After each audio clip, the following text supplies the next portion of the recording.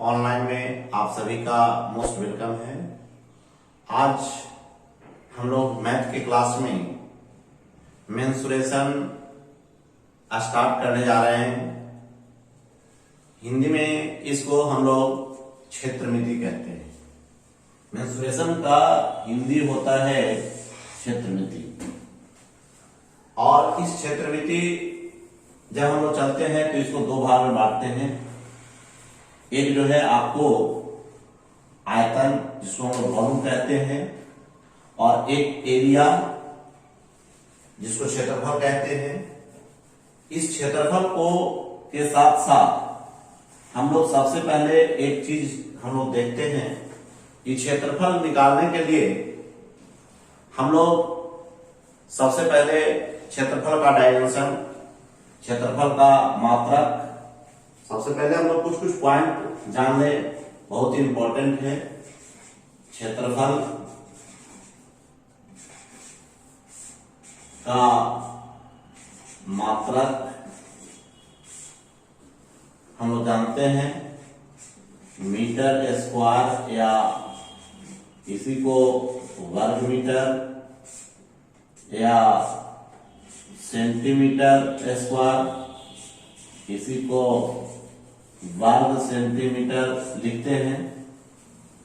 उसी प्रकार से हम लोग आयतन जब आता है तो आयतन का मात्रक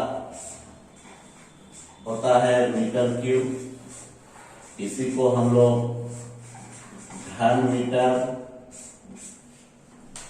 या सेंटीमीटर क्यूब, इसी को कहते हैं घन सेंटीमीटर,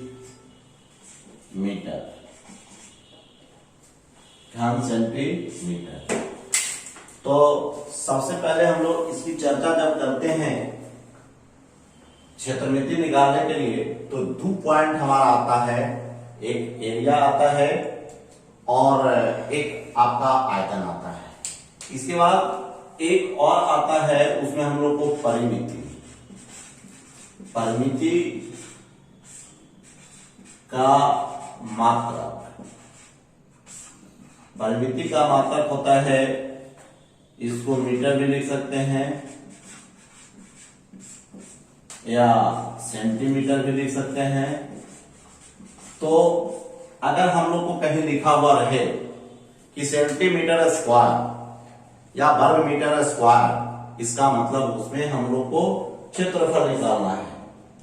दूसरा अगर कहे कि आयतन, चूंकि ये 3 डायमेंशन होते हैं, इसमें लंबाई, चौड़ाई और ऊंचाई रहता है, तो इसके लिए इसका मात्रक होता है घन मीटर। अगर हम कहीं घन मीटर देखें तो समझ जाएंगे कि उसका वॉल्यूम निकालना है। या सेंटीमीटर क्यूब भी दिया रहे तो हम लोग समझ जाते हैं कि आयतन निकालना है। दूसरा परिमिति, या इसी में कभी कभी परिधि रहेगा। तो परिमिति चूंकि ये त्रिभुज में होता है,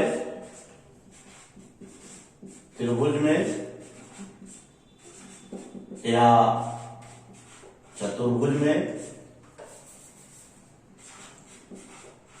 चतुर्भुज में होता है। तो जब भी हम लोग, और परिधि जिसकी बात कर रहे हैं हम लोग, वो आपका वृत्त में होता है, इनको इंग्लिश में हम लोग सर्किल कहते हैं। तो सबसे इंपॉर्टेंट जो आपका है, हम लोग जब बात करेंगे इसको, इस क्षेत्रफल, तो जब क्षेत्रफल हम लोग चलते हैं तो क्षेत्रफल के लिए जब निकालने चलेंगे क्षेत्रफल और आयतन, ये 3 डायमेंशन रहेगा और ये 2 डायमेंशन रहेगी। इसकी दो बीमा, इसकी 3 बीमाएं, 3 बीमा होती है। 3 बीमा कहने का मतलब लंबाई होगा, चौड़ाई होगा, ऊंचाई होगा, एल होगा, बी होगा और एच होगा। इसमें 2 बीमा एल और बी, लेंथ और ब्रेथ होता है। तो सबसे पहले इसको जान लेने के बाद अब हम लोग को एरिया क्षेत्रफल किसका किसका पढ़ना है, उसमें हम लोग चलते हैं। सबसे पहले हम लोग इसमें त्रिभुज, इसके बाद ये पहला है, पहले त्रिभुज जनरल त्रिभुज की बात करेंगे। दूसरा हमारा त्रिभुज के प्रकार, तीसरा जो है हम लोग चतुर्भुज, चौथा जो है हम लोग चतुर्भुज के प्रकार। अब इस चतुर्भुज के प्रकार में, जैसे हम लोग त्रिभुज के प्रकार में देखेंगे, इसमें आपको समबाहु त्रिभुज, उसके बाद समद्विबाहु त्रिभुज, उसके बाद समकोण त्रिभुज। उसी प्रकार से चतुर्भुज के प्रकार में जब आएंगे तो हम लोग को सबसे पहले समचतुर्भुज, उसके बाद जो है हम लोग समलंब चतुर्भुज, समलंब चतुर्भुज, उसके बाद जो है हम लोग समांतर चतुर्भुज, उसके बाद हम लोग इसी में आएंगे वर्ग, उसके बाद आए।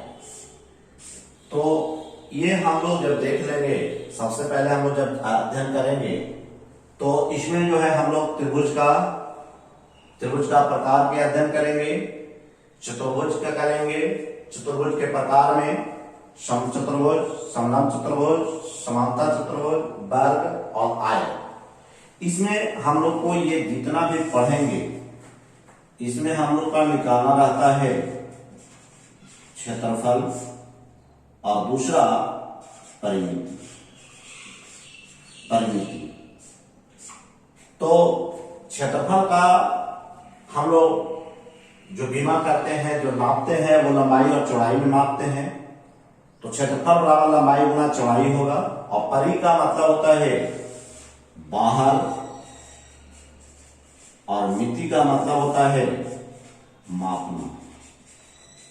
जैसे अगर त्रिभुज कहता है, त्रिभुज की तीन भुजाएं, तीनों भुजाओं को जोड़ देते हैं तो त्रिभुज का परिमिति निकल जाता है। उसी तरह से अगर चतुर्भुज का कहते हैं तो चारों भुजाओं को जोड़ देते हैं, तब चतुर्भुज की परिमिति निकल जाती है। उसके बाद हम लोग विभिन्न प्रकार के समचतुर्भुज, समलंब चतुर्भुज, समांतर चतुर्भुज, वर्ग और आयत के क्षेत्रफल और परिमिति का अध्ययन करेंगे एक एक करके। सबसे पहले हम लोग त्रिभुज पर चर्चा करेंगे।